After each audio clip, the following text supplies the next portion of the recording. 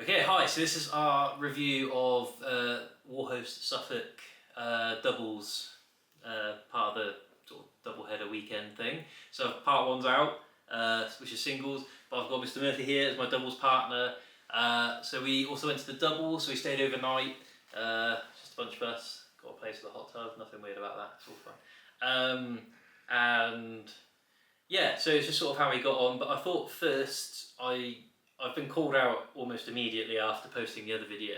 I failed to mention that our team captain, our GBHL team captain, won the first day, because I selfishly was just talking about myself. So Thomas Smith won the first day, so good, up the Bears. Yeah. So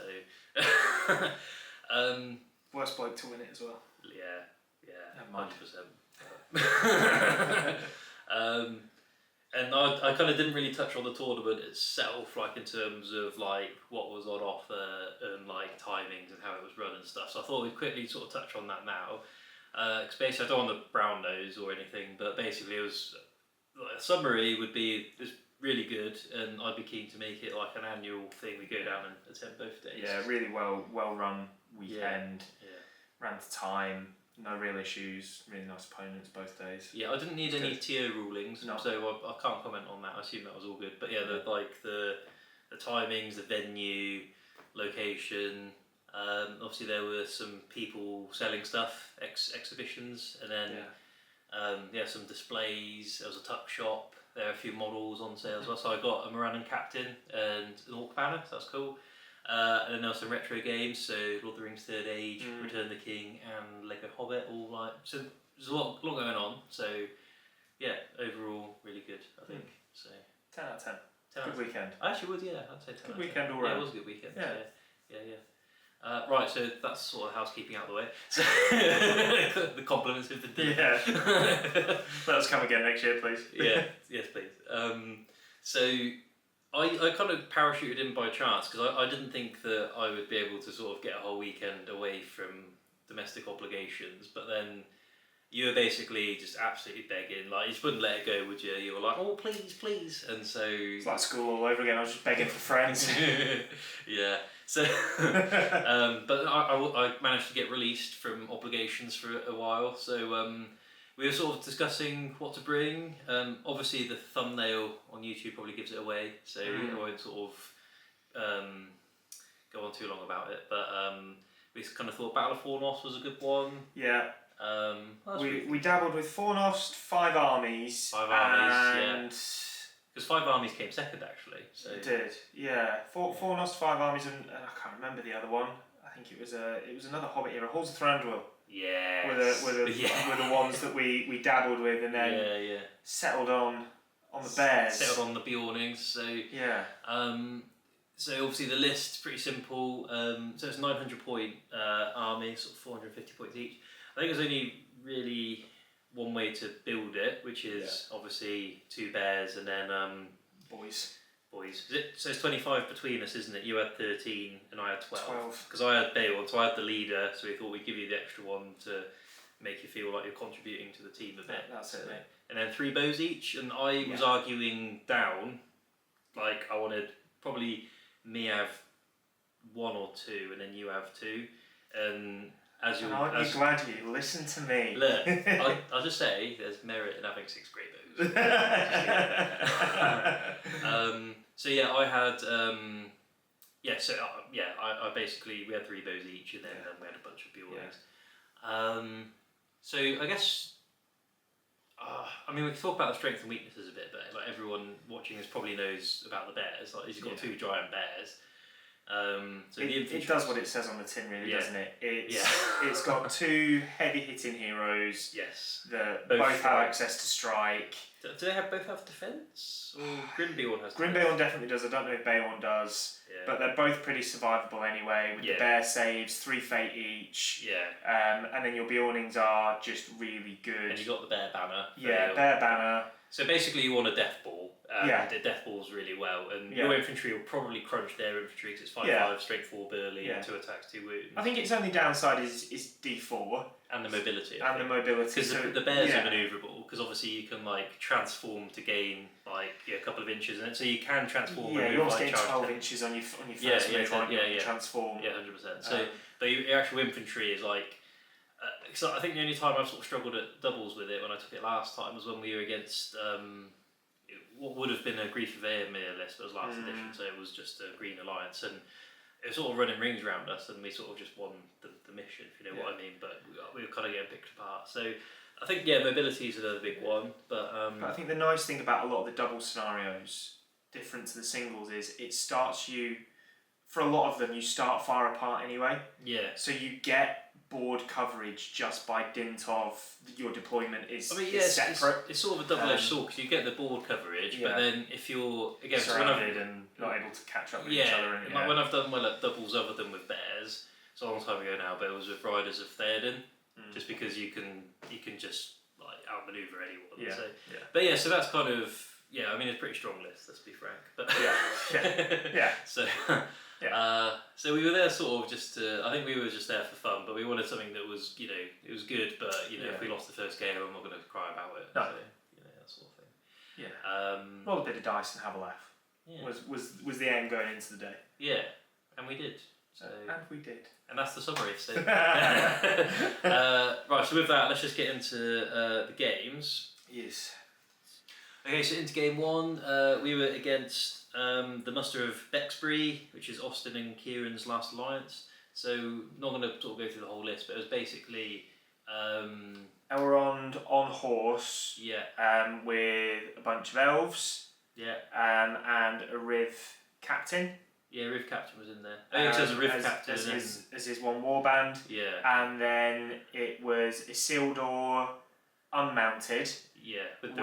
With the ring and Númenorian captain. It might have even been the captains were kind of. It might have been Elrond and the Numenor captain and Isildur. Yeah, I can't remember now. But anyway, that was the it doesn't really the list. Yeah.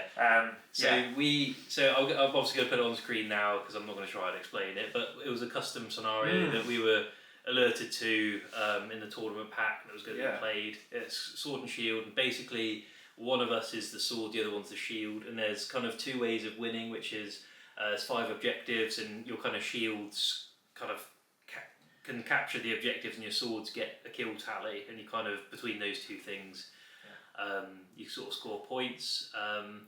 So we went with me being the sword and you being the shield, just because I had Bayon. And he has to charge. So get him in. And they picked Elrond as their shield and Isildur as their sword. Yes, yeah. So in fact, I think it was split that way because you had Elrond and a Númenor captain as the shields, didn't you? Because the captain. Oh yeah, correct. Because captain went for the objective. So so this is where I'm going to be leaning on James a bit because I have an appalling memory. But I think I'll sort of riff and then you fill in the blanks. I think. Yeah. So it'll probably be a lot of blanks. So basically, deployment was in a 12-inch bubble in the corner. 24. There you go. Immediately wrong. Was it? 12? 12, 24. It was a bigger, because it went across the objective, wasn't it? So it was like a right angled triangle. Yeah. I can't remember. Yeah. Maybe I'll have it on screen. Maybe it was 12, maybe you were right. One of us will be right, but I'll be down from going back and editing it. Make it seem like we knew. So we basically deployed as far up as we could, 2 bears at the front. Yeah. So I think you had a few guys on the right flank, I think maybe 4, and I had 2 archers. Yeah, so I kind of tried to split my warband a little bit because I needed to jump on objectives. Because you had to cover ground, and I was just going to go down the middle. Yeah, so I put a couple of my, 3 of my archers I put on our home objective, basically. That was it. And then the rest of another 4 of my shield boys I sent up to the top right objective. And then the rest of our force just made a beeline to the middle, didn't we? Yeah, so we had the 2 bears at front, and then kind of my swords mostly, and then your shields kind of a bit behind, because obviously we need to get the kills. Yeah. The only trouble is we came up against a lot of bows, which I was quite worried about, because we don't have access to march. I think, obviously, mobility and bows, I think, are what can sort of really do you if you're a giant bear. But I think we were quite encouraged. I think we won the first prio and gave it to them, I think. Yeah. And I think I was quite encouraged to see them just moving up, and they marched with the Numenor captain as well. I'm not sure if they did with the Riv one, I can't remember. No, the Riv one was in the middle, wasn't it? Riv one was in the middle coming through. So you kind of had the captain leading sort of 4 or so Numenorians off to, sort of from our perspective, top right, and then you had Elrond and some Riv boys sort of going for the other, and then Isildur and Riv captain, and then just a mixture in the middle. So I think I mean personally, to be fair, we didn't actually really talk about it at the time because obviously we were sort of trying to be cagey, but I was quite encouraged by that because what I was worried was that they'd thin the herd and then sort of combine Isildur and Elrond to deal with the bears. I think my bigger worry was probably Elrond. Yeah, 100%. And I was quite happy when they sent Elrond round for the objectives, which was obviously playing the objectives because he was their shield, but splitting Elrond and Isildur up was quite good for us. I think it was good, 100%. And it kept Elrond kind of out of the way, so by the time our lines clashed, their shooting probably hadn't done as well as it should have done. It should have killed probably 3, and I think they wounded a couple, or maybe killed 1, wounded another, something like that. It wasn't loads. Wasn't amazing. No. And so, we'd only lost maybe 1 model by the time we got into combat. Yeah. And then at that point, we could then start grinding through. Yeah. Obviously, conscious about the whirl of blades. The twirly whirlies, So on the 6 they just do a wound, which is great if you're a charging bear. Yeah. So obviously you charge, if you're a bear, you charge 2 Rivendell dudes. That's like 2 challenges that are 6. And I think it got Beorn twice.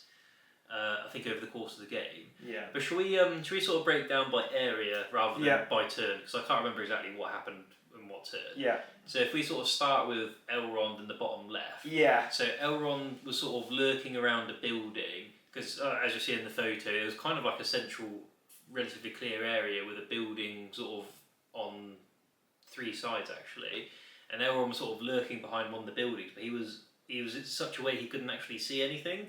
So we knew we weren't going to be charged then, and then the following turn he sort of went down with a bunch of spear and shields, and I think that was quite fortunate for us because I was a bit cagey with Beorn and I could sort of pivot either way until I committed.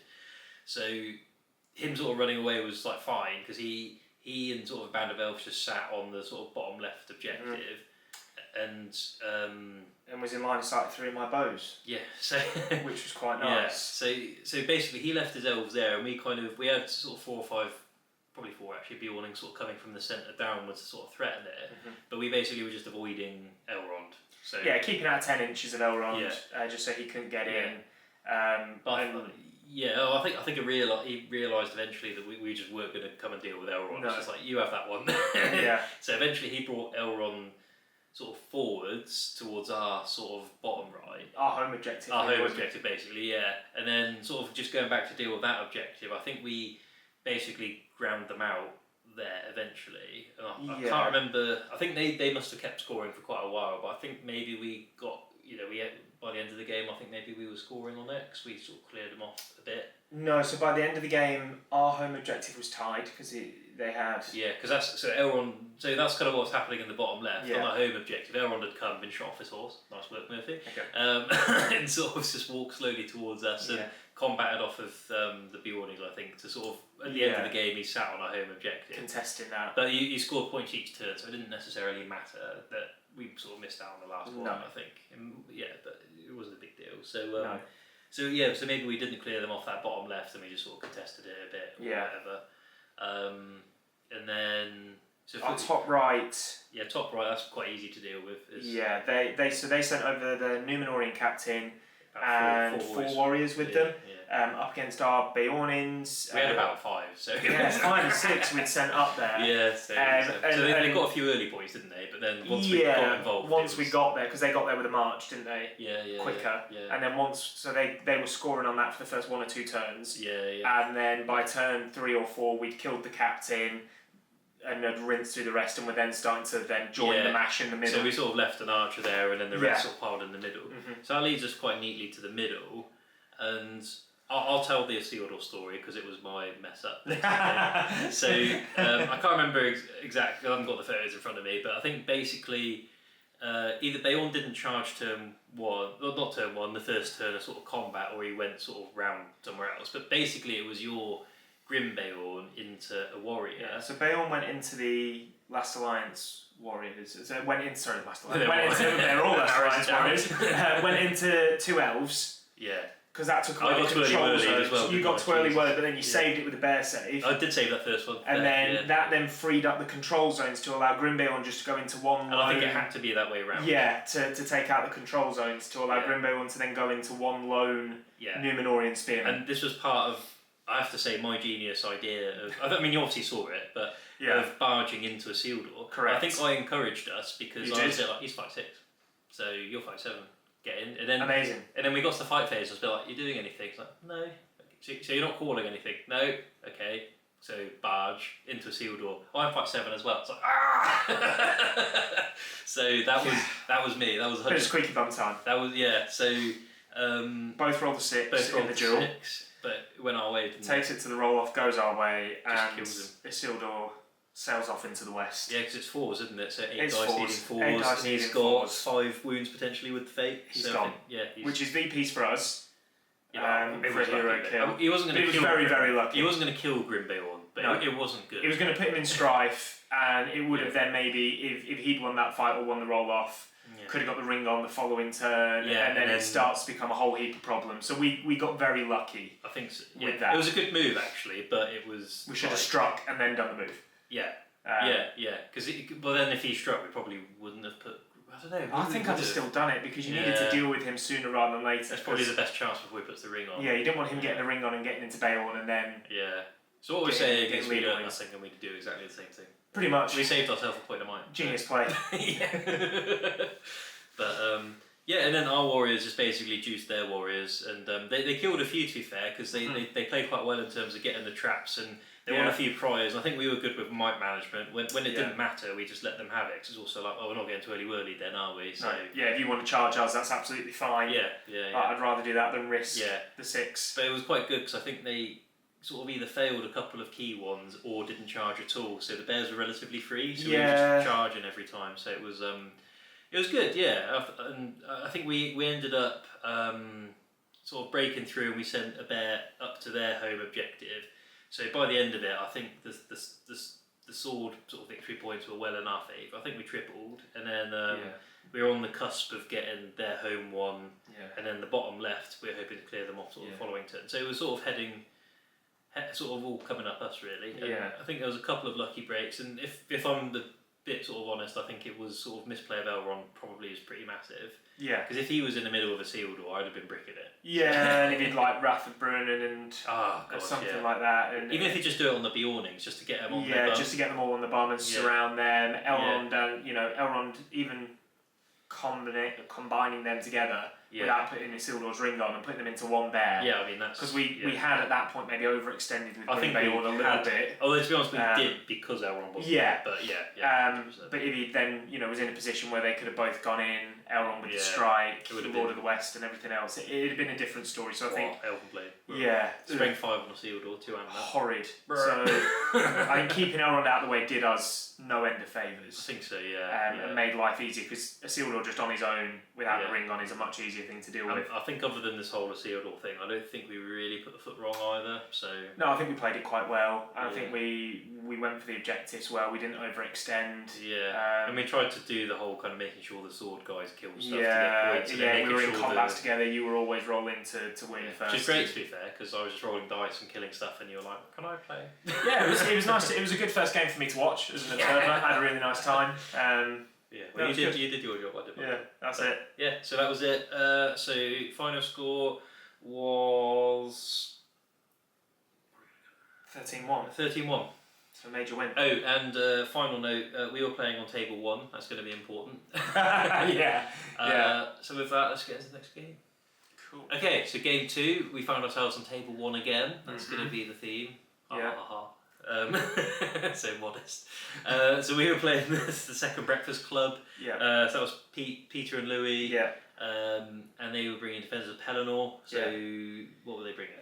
Louis had brought Gamling mounted with the Royal Standard and some Riders of Rohan. And Hurin on foot with tin cans. And Peter brought Aragorn with the lightsaber and some Warriors of the Dead. No riders or anything. It was just No. Foot warriors. Just foot warriors. Yeah. So we were playing Total Conquest, which is the one where I'm obviously primary because I have to be with Beorn. I deployed in the middle. You maelstrommed on, and obviously so Louis was in the middle with the Warriors of the Dead, right? And Peter was maelstroming on with Gambling and Hugh. No, Peter was in the middle. Louis was maelstroming. I got that the wrong way around. Wrong way around. Perfect. Excellent. Leave that in so people know I'm an idiot. Yeah. So yeah, basically I deployed in the only way that really made sense, which was buildings at the front and Beorn sort of in a. Oh, in fact, it wasn't amazing in that I did trap myself because I basically you won't know if you don't play Blood Bowl, but I almost did like an anti-elf Blood Bowl formation, which is basically sort of a guy sort of in the front and then at the back and then sort of a 25mm base and then sort of just to sort of block out control zones. Yeah, so just so he couldn't get into Beorn before he transformed. Which means I did sort of trap myself a bit, but I kind of just did it to make sure that I couldn't be combated through. Yeah, and that they couldn't get through into Beorn before he got time to transform. So it kind of meant Beorn was probably out for a turn, probably, but we'll see. We'll see. And obviously, Warriors of the Dead just deployed against us with Aragorn, at the front, which is perfect. Yeah. Well, not perfect. I mean, that's how. Not perfect for us. Is how they would deploy, obviously. Yeah. Then for Louis, he rolled a 1 for Hurin, so he didn't come on turn 1. Yeah. And then they got a 6 for Gambling. Yeah. And so you could bring him on wherever they wanted. Behind me. So they brought it on behind you. Yeah. And then I rolled a 2, I believe, for Grim I Beorn. think you rolled a 1. And did I roll a 1 and we mited it? Did we mite it then to a 2? Oh no, actually no, you're right. You rolled a 2 because we could have mited it to a 4. Yeah, but we just left it as it was. And they brought me on behind the Gambling. So it was basically Grim Beorn, Gambling and some riders, and then Beorn, and then Aragorn, and Hurin wasn't on yet. I guess we'll come back to it a bit more, but I think that was probably a mistake bringing you on there, because on the one hand they could have brought you sort of on their side away from everything. But then we'd have probably spread out to claim 2 objectives quite easily. Yeah. So I can sort of see. I can understand the rationale. I think if there was a scary bear behind Gambling. Yeah, and I think if they'd turned Gambling's warband around and charged into my Beorn in second turn, because they won priority turn 2, or turn 1, whichever one it was. It was turn 2 then, because they had an extra one. Yeah. They won priority, and charged Gambling's warband into the back, or even set up a screen to sort of some sort of like anti-heroic combat, so you wouldn't be tempted to spend your last mite. But I think but so turn 1 for me was probably the sort of grossest. Well, that's the game there, isn't it? Turn 1 basically. So basically they won prior, charged everyone in, perfect, fine, that makes sense. And then I managed to transform into a bear because of all the nonsense about base placement. I gained quite a lot, and then I basically charged a single Warrior of the Dead round on the side. Combated. Yeah, to then be round the back. To then basically be right behind Aragorn. Yeah. Because my combat went first. Aragorn also combated, obviously. With his free one. Yeah, but mine went first, and I was like, fine, I'm just going to sort of. Because basically, we were talking about this before, and basically, I either just sort of loiter, let our warriors beat their warriors, and just hurl at Aragorn every turn. The problem is that's not going to shut down the combat, so the heroic combat. So it was a bit like I'm going to put Beorn there as a bit of a menace, and just sort of, just see what they make of it really. And so I kind of charged, killed the Warrior of the Dead, combat round, charged 2.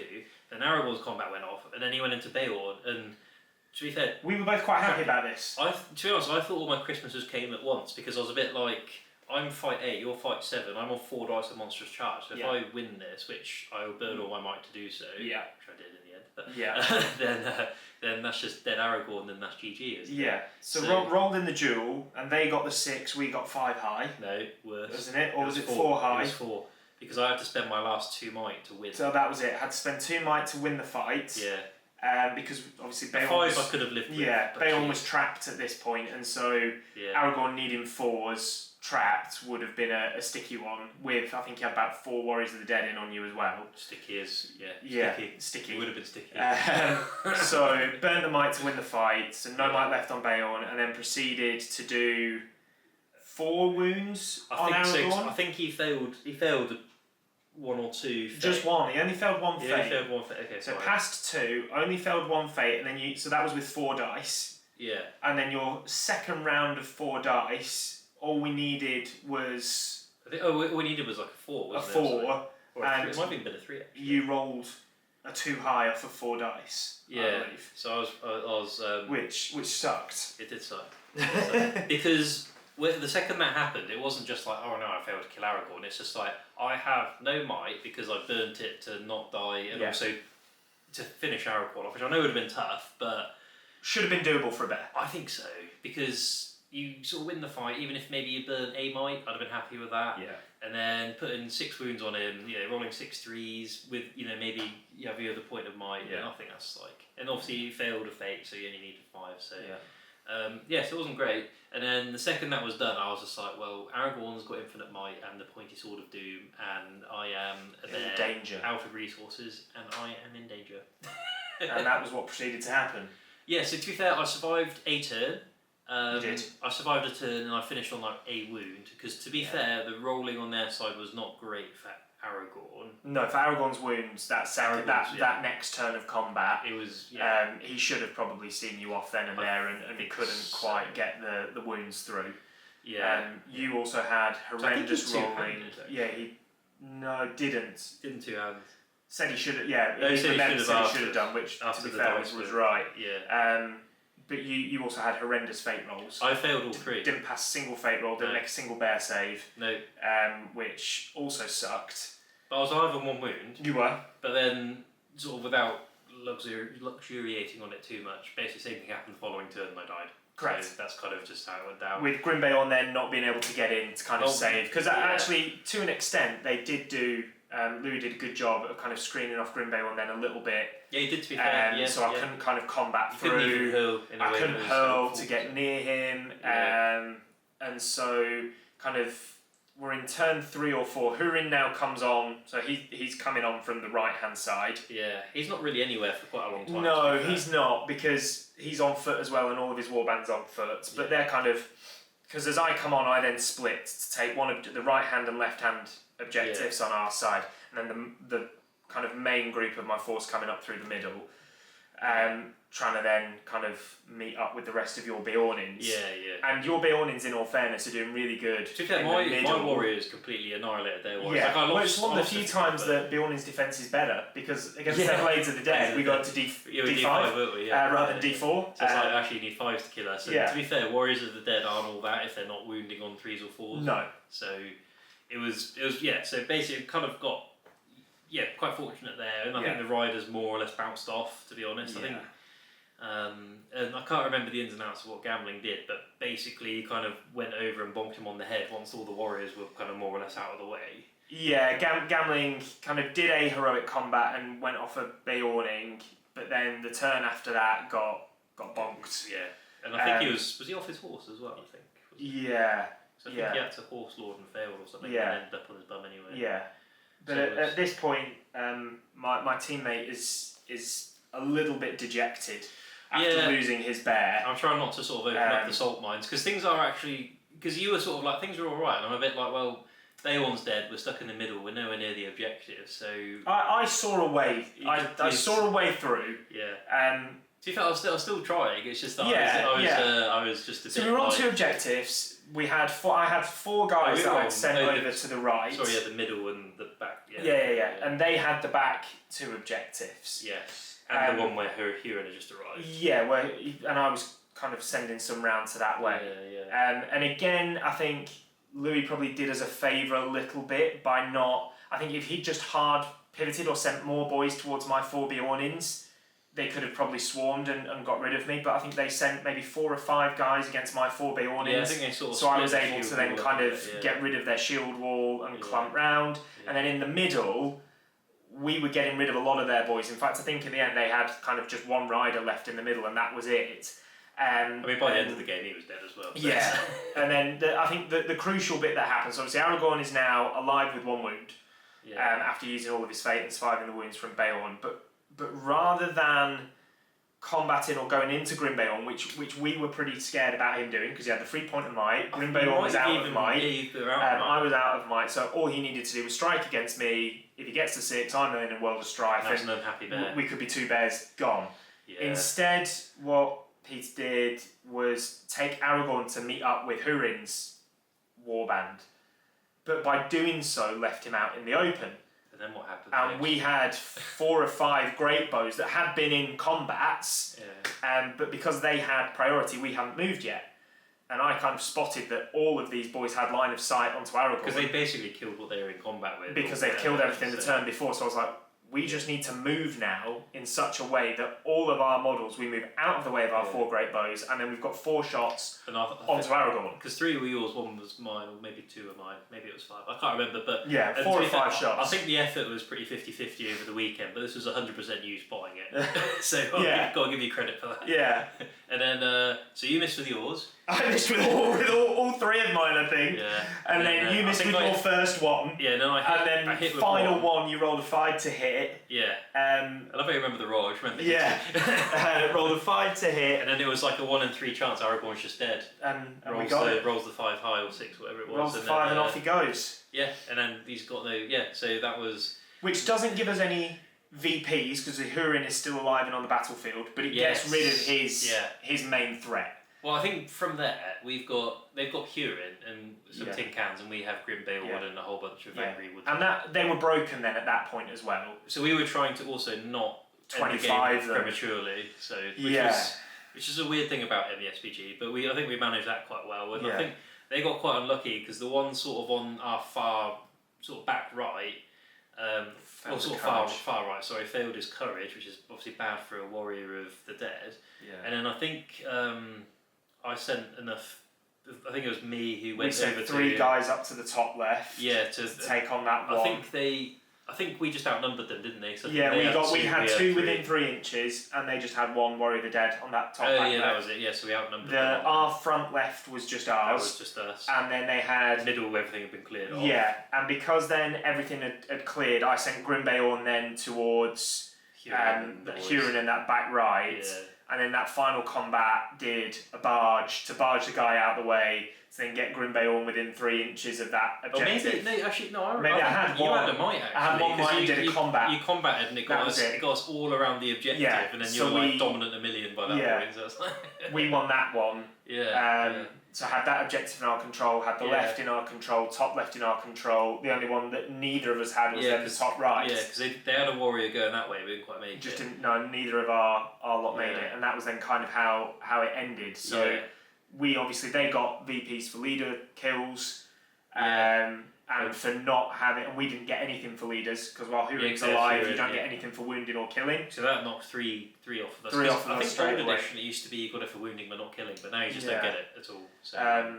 But then we got 3 out of the 4 objectives. We'd broken them and we were unbroken. Yeah, but I think because we were outnumbering on a couple of the objectives and we didn't get the leader, it sort of knocked us down to 12 against their 3, which is still a decent win. To be honest, turn sort of 2, if you'd have said, "Oh, you can win this 12-3," I'd probably bitten your arm off after my bear. Yeah, you were a bit sad. You were a bit sad, bless you. Because I was a bit like, I don't know how to win this because I'm a bear down and we're probably going to crunch in the middle, but we're just nowhere with the objectives. But it's just kind of the game just sort of lasted just long enough for us. It went our way a little bit. Yeah, it did go our way. But they were really nice guys, and they were saying that they've not been playing for too long. Yeah, I think they've been to a couple of tourneys. But not too many. They played it really, really well actually. And I think we were chatting about their list before playing, and thought we could deal with it. But I was a bit like, "What's this? We just got to figure out how to deal with Aragorn and we're fine." And then, but actually, the list works quite well together. Yeah, and then I was like, it's quite a good list. Yeah, it does actually make sense, and it was it was. But good. No, really nice guys, a really good game. Yeah, that was good. And I mean, I was there sort of thinking, I'm not sure about this list, and it just goes and absolutely bends me over immediately. Causes some real strife. That's probably another way of putting it. Yeah. But I really enjoyed that one, and so 1-2 games into the last game. Here we go. Okay, so game 3, we were playing the guys from the Hobbits podcast. So Loz and Richard, they're bringing Raddy's Alliance. So first half was Raddy on Eagle. Great Eagle, Beorn. Yeah. Other half was Guar here. Great Eagle, Great Eagle, two fledglings. Cool, that's 900. So we were quite sort of nervous about this because to be honest, I would have taken a friendly fire against Cam and Charlie's Wolves of Isengard. Wolves of Angmar. Wolves of Angmar, yeah. Just because at least you kind of know where you stand with a whole bunch of wargs. And the Battle of Five Armies that ended up coming second, I probably wouldn't have minded either, even though they had Beowulf. It's just Rally's Alliance, I just didn't know what to do with it. No, and it was playing cornered. We played cornered. As well. So I think we sort of said, actually it comes to the first roll-off, because I think if one of us is cornered, we're probably cooked. Yeah, I think so. Because we were talking to them about it before we even got going, weren't we? Because they were both really nice guys. Yeah. And we were both kind of saying, like... It comes to the first roll-off. It comes down to the first one, but equally, like... We want to have a good game, but we've both got to the top table when we weren't expecting necessarily to, so you want to play it properly as well. Yeah. And so, I think we rolled off, and they won, so they were Team A, we were Team B. Yeah, but you don't want to be Team A. And you don't... Well, I think it was better for them than it would have been for us, because they had the mobility with Guahir's warband. So I think if we were in the middle, I think that's probably just GG. But I think if they were in the middle, I think we have the advantage, but I wouldn't say that's automatically GG. Absolutely not, no. But if anything, it was far from it, actually. It's far from it, because they still had Guahir and 3 Eagles behind us. But I can see why they sort of felt a bit hard done by getting the roll, because it's just like either they have an easy game or they have one where I'd say they have a strong chance, but it's still them on the back foot, I would also say. Yeah, 100%. 100%. And I think, so that roll-off went against them, and then first turn... Was us as well, I think. Well, we won the roll-off, because we both called a move, didn't we? So I called a move with Grimbeorn, they then called a move with Radagast. So what we've basically done is that deployment took a hot minute, because... We were deployed for about half an hour, because they had to be satisfied that we couldn't physically charge. Yeah, because only having 3 models in that leader warband was really tricky for them, because obviously Guahir, Beorn has to deploy as a man, and then another eagle. They were very conscious. It wasn't Guahir, it was Raddy, wasn't it? Sorry, Raddy. Yeah. So two eagle bases and a man. Yeah. They were very conscious. They didn't want us to win the move off, transform, and get into Beorn before he could turn into a bear. Yeah. And so actually they ended up using the terrain really well and deployed in such a way that we couldn't get to them. Yeah. But what we then basically ended up doing was... Well, we stuck together for a start. Yeah, we deployed in a half crescent. Yeah. Facing off against so he'd done Eagle, Beorn, Radagast, and then Guahir was behind us, and we were in a crescent. We'd screened off Beorn, so that if they won the roll-off, they couldn't get into Beorn. Yeah, so we were kind of... Because we were talking afterwards, so Grimbeorn was out in the open because he had to call a move. Yeah. So he was probably chargeable, to be honest. He was, by the Eagle at the very least. Because obviously it wasn't just that he had to have a 25mm base, it had to be that you could stick the bear down because he'd have to call the move. Yeah. So therefore you could get an Eagle in. Yeah. So there was nothing we could do about that. They were sort of saying, well, we could stop after the game, they sort of said, well, we could stop Beowulf from transforming if we won the roll-off by charging. Because I basically had four guys around him, so they could sort of charge the front with Raddy and then charge the back with Guahir and stop me transforming. So they couldn't get to him without a combat, or a barge, which obviously they would do. But I could probably strike or whatever. There were ways that we could get around. But it wouldn't have been good. No, but we won the first roll off for the move, which meant that Grimbeorn then transformed straight away and went into the Eagle, but went in kind of on the left-hand side. That was it, yeah. That then opened up, so we then moved all of the Beornings out of Bjorn's way so that he could transform into a bear and go into the same Eagle. Yeah, and so we couldn't pin Raddy or Beorn? No. Yeah. And then we made a couple of no-fly zones, but actually moved all of our Beornings outside of 12 inches of Guahir at the back. Yeah. And his warband. And then, because they called the move with Raddy, it almost scuppered them a little bit, because it meant they had to move Raddy first. And they would have been better if they could have moved Beorn first round the side to threaten a barge or something into our Beorn. Yeah. But as it was, they had to move Raddy first and decided to put Raddy into combat. I think with Grimbeorn, I think maybe with hindsight, they'd have flown Radagast away, because obviously he was all of their VPs, or just kept him out of the way. Yeah, like keep him. But they sent him into Grimbo, and I can understand why to an extent, because I think if they hadn't kept him around, maybe we swamped that warband and probably kill the Eagle and Grimbeorn and Beorn, in a turn. If he fights Raddy away or a couple of turns before the Eagles start calling. And I do get it, because they also, if they had a decent chance taking out both bears, if they take out both bears, then we're cooked. And, so I can sort of see the logic of Raddy basically having to pull his weight until sort of friends arrive. So Raddy goes into Grimbeorn, and then Beorn transforms and also goes into Grimbeorn. Yes. And so at this point, Raddy casts a spell on the way in, but we managed to resist. I think it was a Nature's Wrath as he went in, and we resisted. Yeah, it's either that or a transform, I can't remember. And then... I'm glad you're here, to be honest. I was so stressed I actually don't remember loads of the ins and outs. So yeah, they were quite unfortunate. To be fair, we chucked Will at it, because then we ended up getting Will back as well, because you got the natural 6 on your store. Yeah, so I spent 2 on your store, 1 from your resist. And I got the 1 back on the store. So at this point, the combats are paired off that Beorn is into an Eagle, our Beorn is into an Eagle, and then Grimbeorn is in onto their Beorn and Radagast. And then we get to combats, and the first thing that we do is... I think I declare a combat, don't I? You declare a combat with Beorn. Yeah. That then pushes them to call a strike with their Beorn. And the defence with Radagast. Well, I then call a defence with Grimbeorn. Oh, yes. And they then call a defence with Radagast. Yeah. So lots of might has already been spent by the first 2 turns. So you're on 1 might. I'm on 1 might. Radagast is on 1 might. I think Raddy being on 1 is potentially quite massive. Beorn's down to 2. Both Beorns are down to 2. Yeah. So our combat goes off first. Yeah. Actually, to be fair, now you're describing it, I can see how all the rolls went our way for turn 1. Yeah, really went our way. Actually, and before the game for who to as well. So. Beorn absolutely rips an Eagle apart. Yeah, boy. And then ignores the other Beorn and takes a nice meander through to Radagast. And so the Grimbeorn-Beorn fight is very uneventful.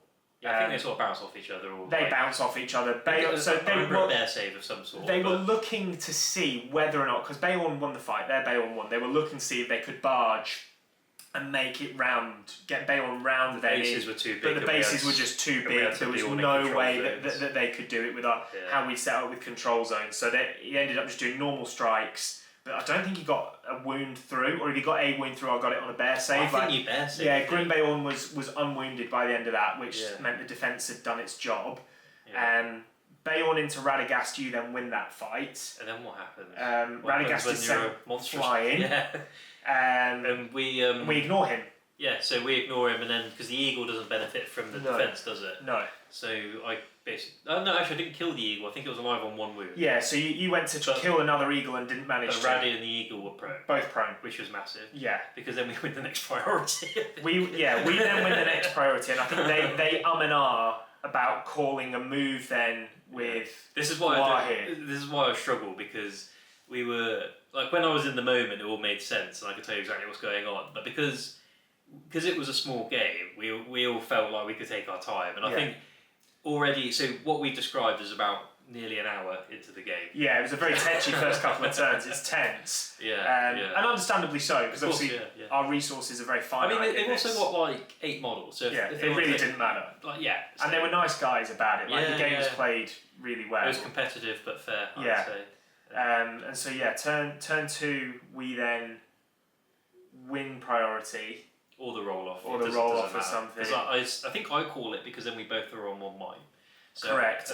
You win it, and then we move with Beorn, and then they move with Guahir afterwards. And I think that's it. And I think I just make sure I pin both Raddy and the Eagle down. Yeah. So Grimbeorn goes back into Beorn. Yeah. Why not? With a bunch of Beornings. Yes. And then because they've arrived now, haven't they have now. It feels like they've taken forever to arrive. That's because turn 1 was so long. And again, setting out some nice no-fly zones out the back. Yeah. And then Beorn comes through into Radagast. Yeah. Because Beorn was then out the back almost. Yeah.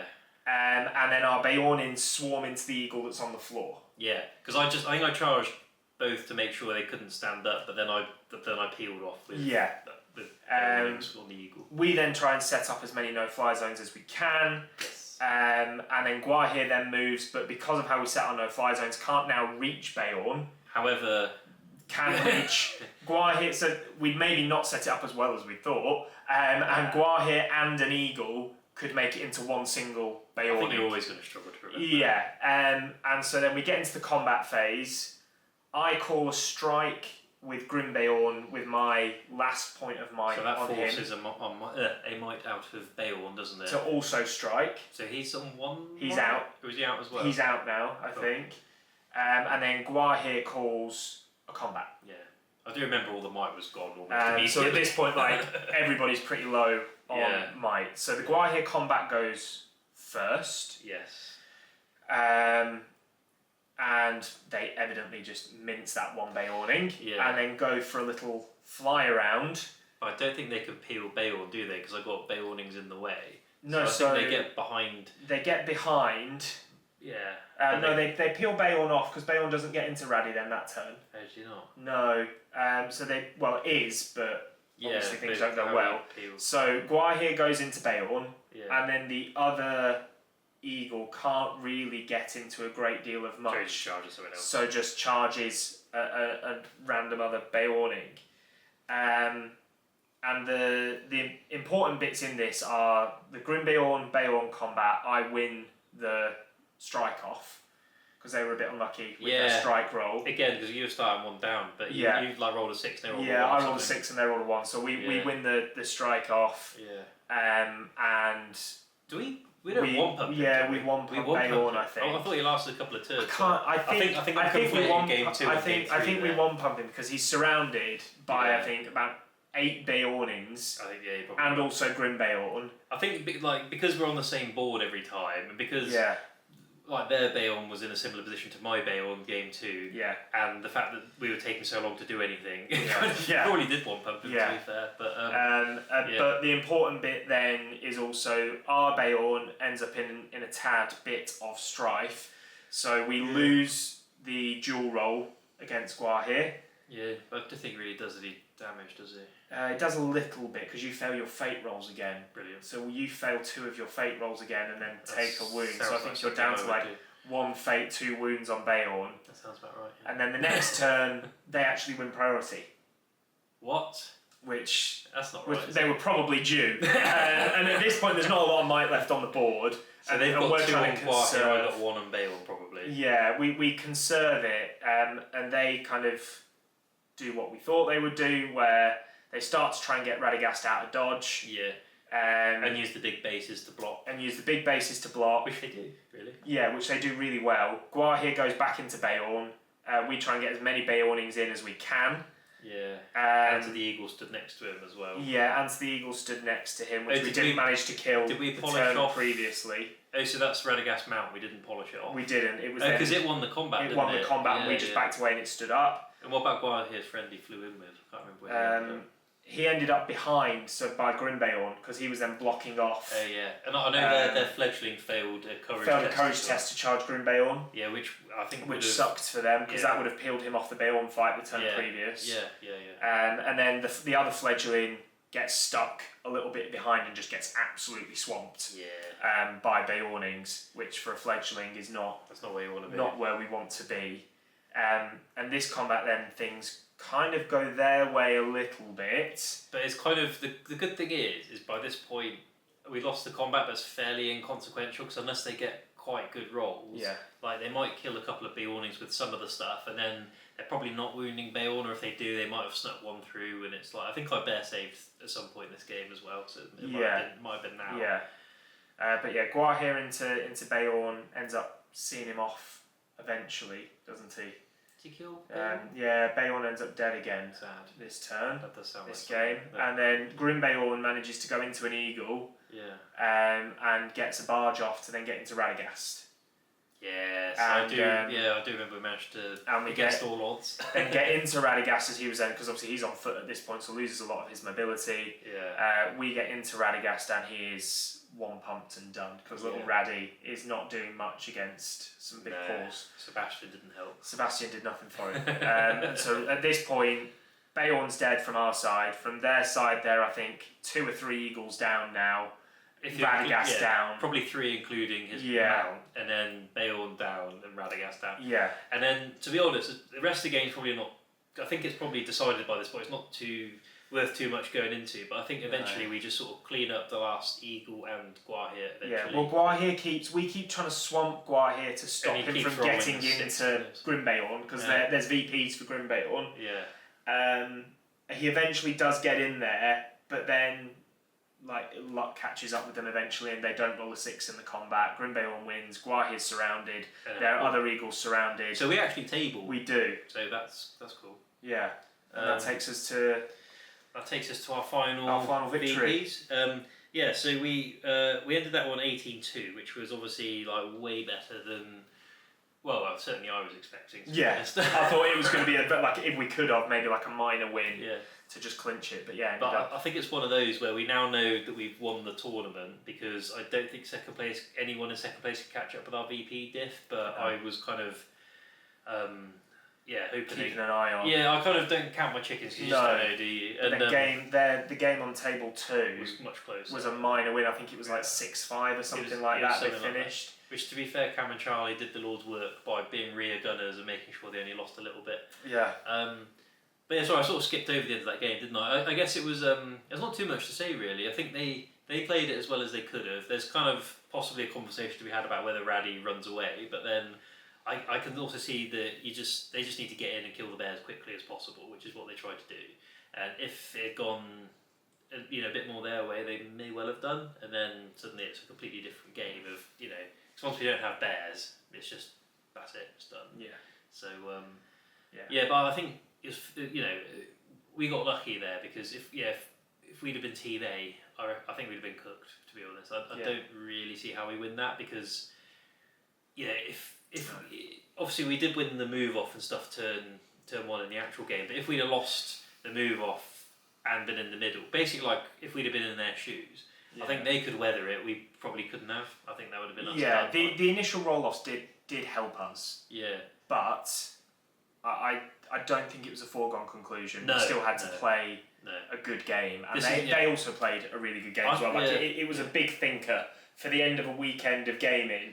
My brain was cooked by the end of that. Yeah. I wasn't. I still enjoyed it, but it was incredibly intense, wasn't it? Yeah. Friendly little doubles to finish off the weekend, and it ended up being I think it stayed friendly, but it was just it was. I think I was just so stressed the whole time. So I think game 2, I wasn't upset, but I was a little dejected. My bear got killed, and I was a bit I think we're just going to lose on objectives, which is a shame, and blah blah blah. And this time, I think I was just so stressed about because I think if we'd have put a foot wrong, they'd have picked up on it. Yeah, they were good players. Yeah, I don't think we did do too much wrong. There was a couple of things where we sort of left a sort of window half open, but it didn't really make a difference. Maybe leaving the window open for Guahir to get into Bayon was a mistake. Yeah, but I don't think we had the movement to screen them off. We had to pin down the 2 prone dudes. Yeah. So But it was a good game, and we ended up winning, which is good.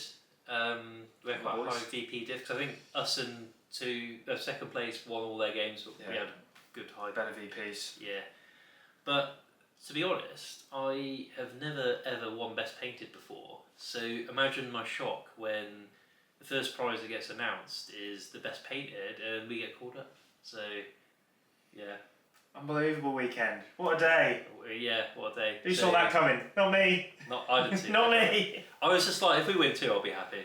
Yeah. I mean, if we win 0, but they're fun, I'll still be happy. Yeah. But to get the best painted was really nice, actually. But that was TO vote, so that was. So TO sort of went round and had a look at all the different armies. I'm quite happy actually, because I think some of the armies we got, I think it would definitely be the James Murphy show. But I think my Beornings were lovely. Sort of, I think they were well deserved of their award. I'm sort of confident that it was.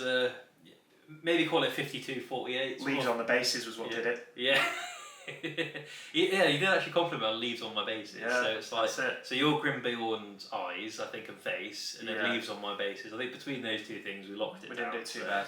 Yeah, no, I was I mean, first place is nice, but I was best painted. Wow. Successful weekend. So yeah, it was good because we both had a good first day actually. Because you finished 7th, I finished 9th. Yeah.